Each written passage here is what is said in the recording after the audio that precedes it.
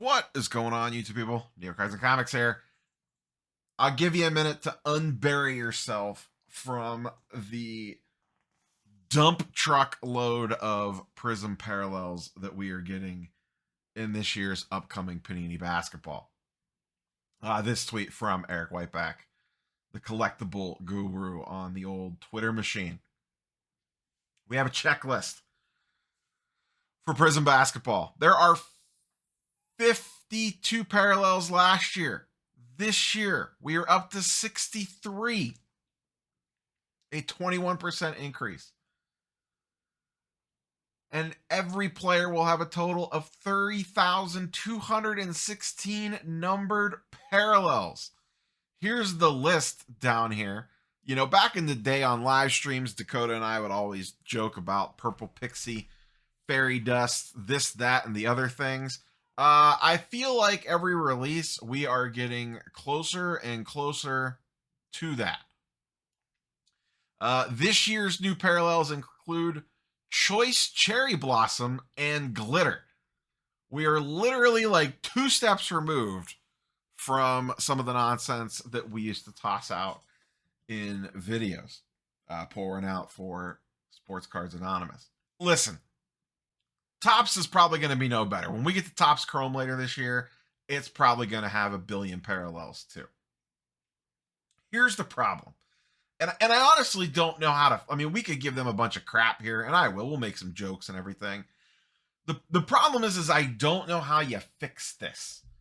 So here's the thing. There is more demand for product than ever before. I mean, I guess you could say peak pandemic, but you get my point. There is a ton of demand for product. All right.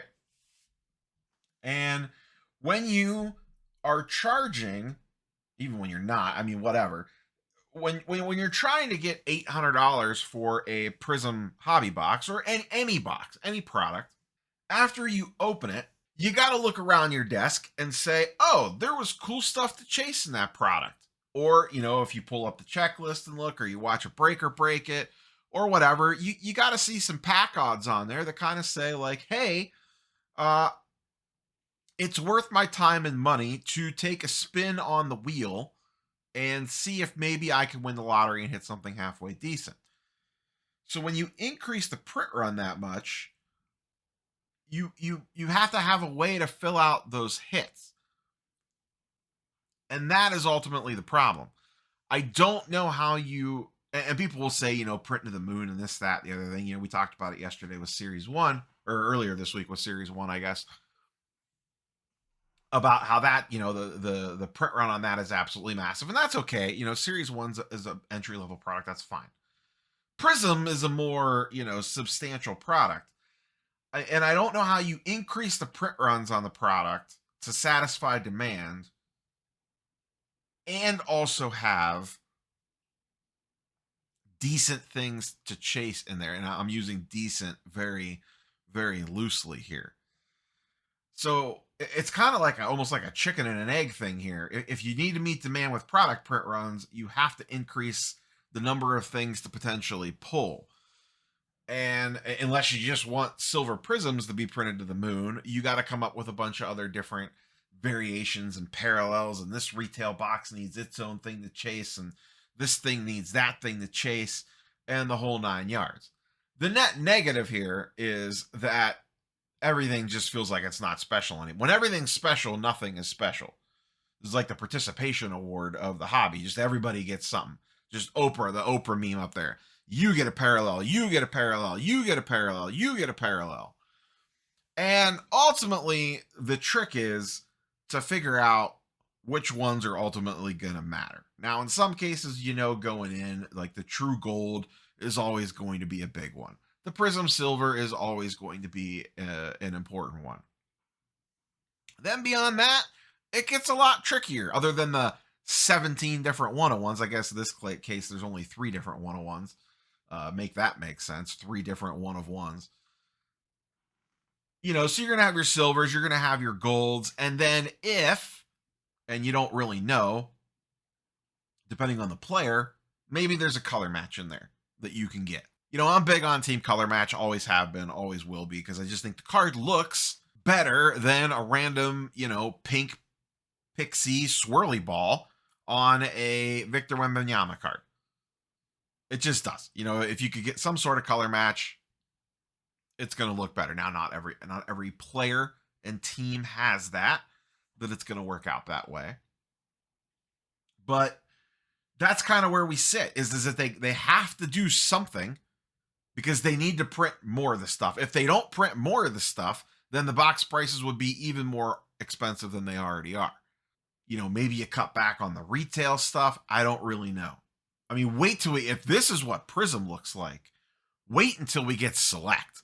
Select is the ultimate, like, watered down by parallels, because they'll put all the animal print stuff in there, zebra stripe this, cheetah print that. You'll have the whole thing in there, and it'll be absolutely crazy. If you want to talk about how to ruin a product, from the beginning of the pandemic, when the hobby exploded, until today, the two things you could roll out there of how to completely ruin our business is Beckett over here and whatever the hell Panini did to Select over here. Like, those are the two tentpole cases of, here are two brands that are really well loved.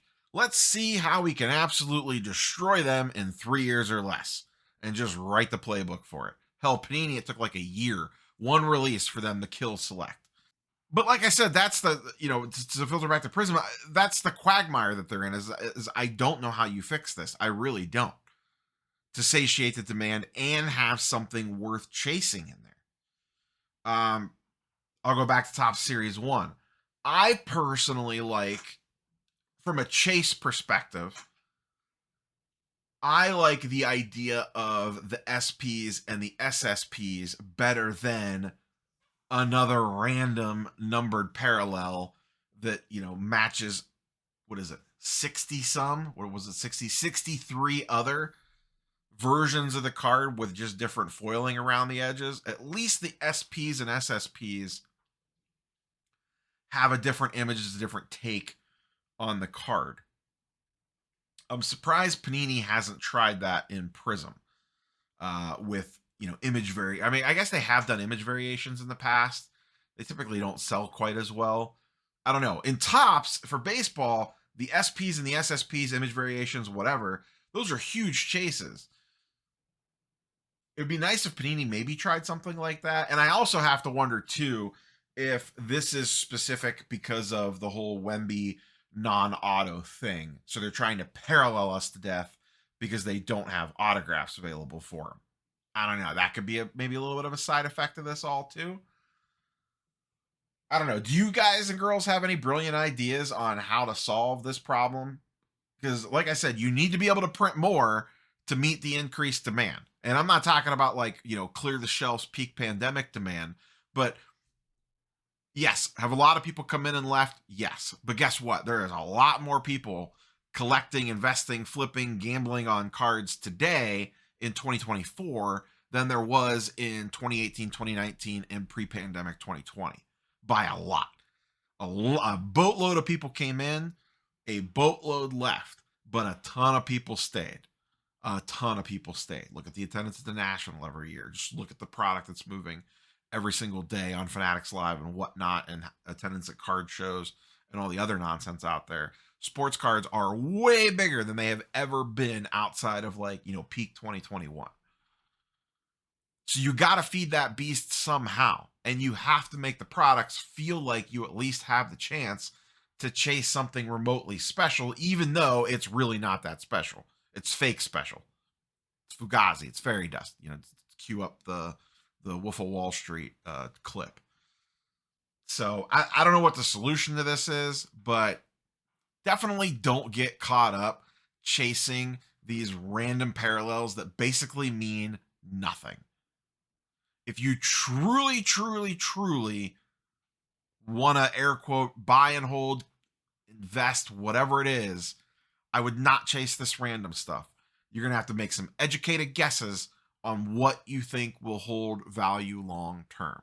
The grand scheme of things, 99.9% of stuff will not hold value long term. But if you think Wemby is the next LeBron, next Jordan, next Kobe, whatever he is, or any other player for that matter, trying to dissect all this, you do the same thing with CJ Stroud in football. Trying to figure out which ones of these are actually going to matter in the long term.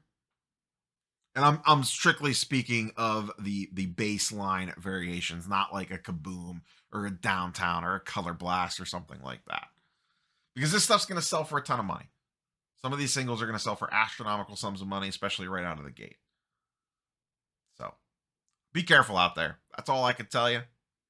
And get ready for an absolute mountain of parallels. And I don't see it getting any better. That's all I got for you, boys and girls. Catch you on the next one. Peace.